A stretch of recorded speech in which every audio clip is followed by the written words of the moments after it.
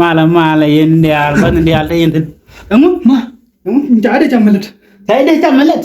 jade chamalet ato to ma ah ka pina kene de ay kin real bit kin real bit ka real bit mo mar ko je ga yen lane ngang ni cham ara lama kan malinde o kin mele ga ready chora real bit ay ani cha nenda ay en kan malinde majamare amaliana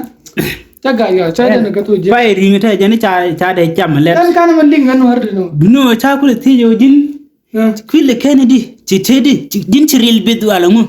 men ken real bit malin luno chicken ay ci o chelo no ci ken real bit ka to nar ba mi ta o ci real bit ala o kan wari mi te ko mi ci kam cet ko ke mi te mi ci de mi jeli ji jor mi ta ga okay madangat